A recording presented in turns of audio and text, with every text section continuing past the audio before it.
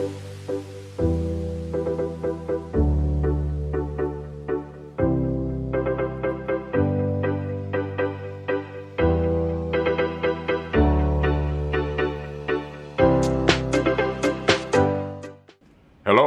I'm Dr. Larry Carnes, and welcome to Spotlight TV. We're excited that you could join us today, and we have a very, very, very special guest with us, Jan Notzon. Jan, how are you doing today? I'm doing really well, Larry. It's a pleasure to have you with us today. Why don't you do us a favor? Introduce yourself to our viewing audience and tell them a little bit about yourself. Okay. My name is Jan Notzon, and a couple of things I can tell you. I grew up in a sleepy little town, at least it was a sleepy little town when I was growing up, on the Mexican border in Texas, called Laredo. You might have heard of Laredo. Yes. And the id paradox takes place primarily in that area. It does go down deep into Mexico at one part. And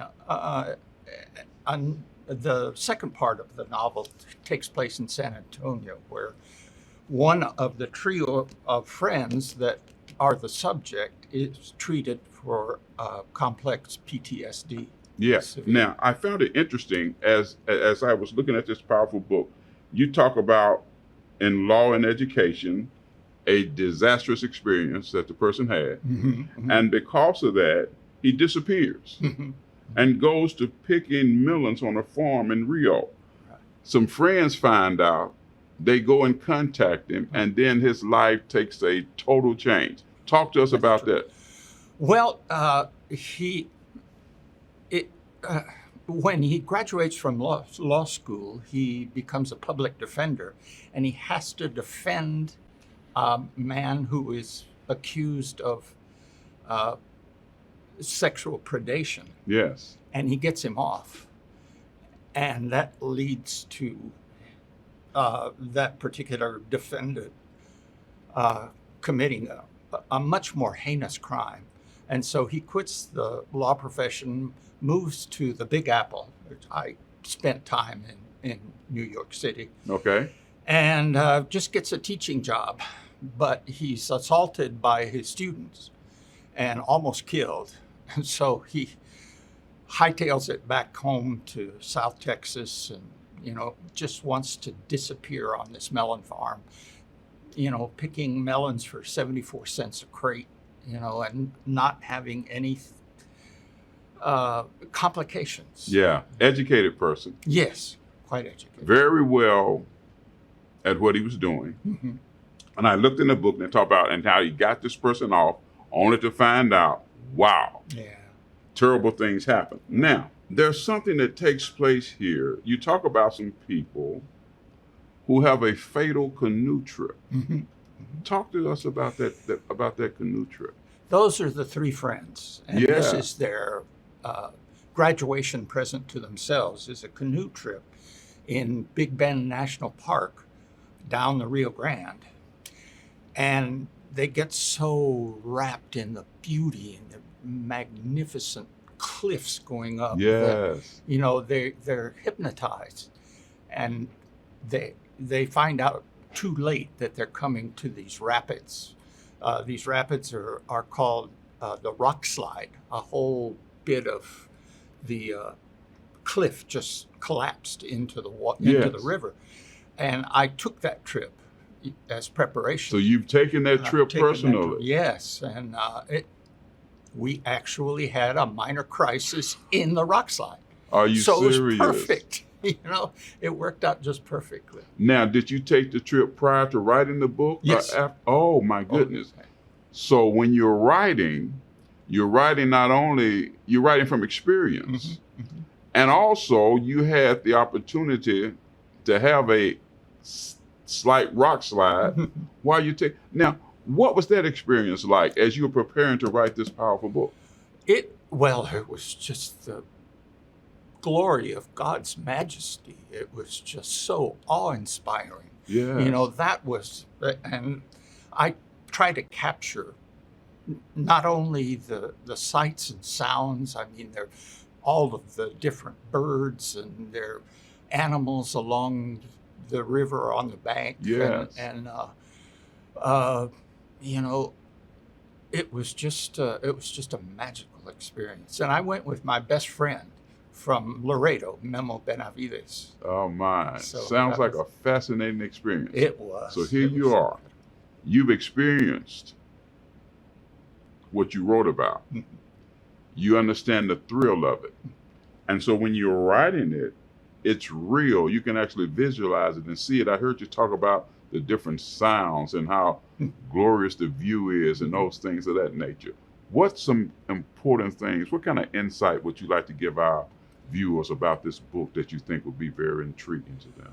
Well, I think I have a certain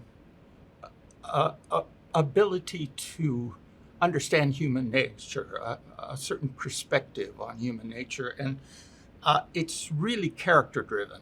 It's really about the three friends. Yes. And they do for each other. Although Connors, who is the probably the most gregarious, and becomes the attorney general for the state of Texas, and just because of his personality, he teases Jake, who is the narrator, Yes. a lot. And Artie is the eldest. He was held back because his family, snuck over the border, and he got started late in school. But he's one of those guys who can survive anything and do anything. He can take apart a car engine and, build a house and whatever you Yes. need to do. So he's the one that keeps the two others alive. He's the cohesiveness. He's the Yeah. glue Yeah. that helps them Yeah. survive in the wilderness. Yeah. And there is a special relationship between Jake and Artie that you find out why way toward the end of the book. Yeah. We don't want to give too much away, do we? Right. We want people to go and get this powerful book. Now, it's interesting here. You talk about a rescue that's successful Yes. and how Artie and his experience effectively destroyed his spirit. Yes, that's what PTSD does. Technically, it's the amygdala takes over. That part of us that's fight or flight or freeze. Yeah. It just takes over because he's in danger all the time. While he's in Mexico, he gets, first of all, captured by a drug cartel, and they torture him for information. And then he's put in this horrendous prison. And I've seen the prisons in Mexico. They are not pretty. Yeah, they're not. Pretty.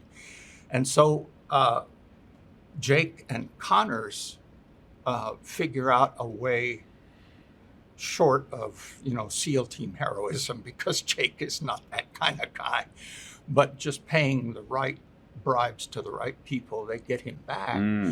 But yes, his spirit is really totally destroyed. Working the system, Mhm. knowing how to manipulate the system to some Right. degree. You mentioned fight, Or flight. flight, or freeze. I use that so much, and when I heard you mention that, I said, wow, yeah. You have to make a decision to fight. Uh-huh. The fright can take over. Right. You can become paralyzed, You're right. and then that can lead you to freezing. Mhm. But you had someone here who was, he was going to survive. Mhm.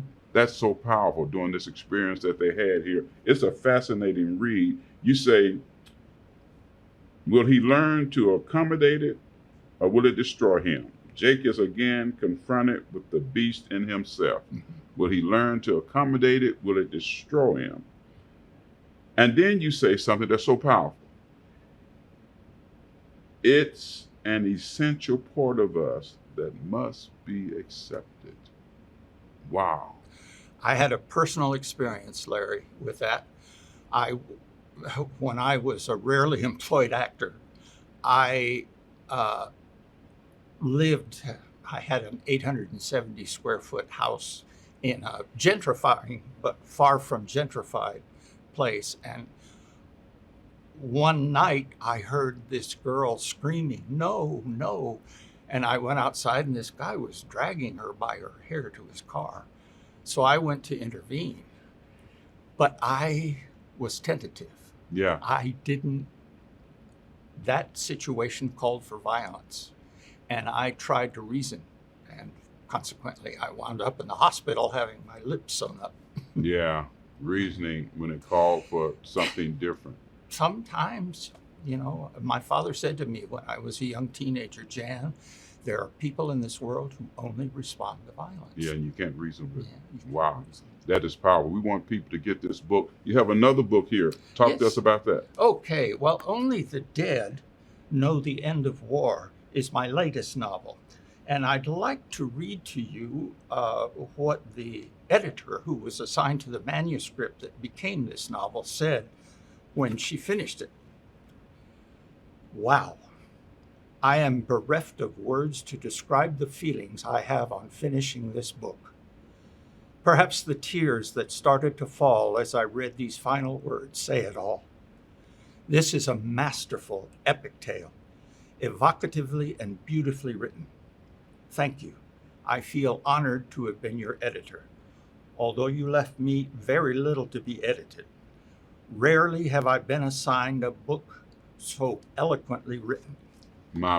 What a compliment. Yes, boy, I What was a thrilled compliment when I heard. from the editor. Yeah. That is powerful. That's powerful. Jan, let's do this. Take about 60 seconds. Okay. Share information with our viewing audience. If there's a website, email, if they want to get in touch with you, any information that you want to share with our viewing audience, look right there and share it with them. Jan Notzon is my website is jannotzon.com, and my email is jan@jannotzon.com. I'm on all the social media, especially Goodreads, and I hunger to hear what you think the book is about. Not what I think it's about, but what you think. Please let me know and ask me any questions you want.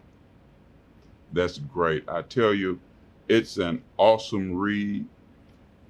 It draws you into the book itself.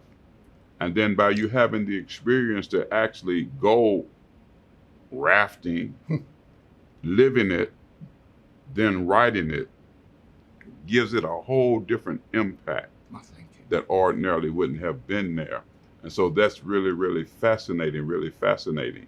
We want to thank you so much for coming here and being with us. Larry, thank you so much for this opportunity. And thank you all for your interest. Yes, I'm sure that they're going to be interested. I'm sure you're going to get lots of contact. Wonderful. Lots of contact. Once again, give them your website and your email address again. jannotzon.com and jan@jannotzon.com. Awesome. Listen, I'm Dr. Larry Carnes. We want to thank you for being here with us for Spotlight TV. And don't go anywhere. Wow. Jan, so powerful. Thank you powerful. so Thank you much. for being with us. Thank you. Don't go anywhere. Stand by, and we're going to be right back with another exciting guest.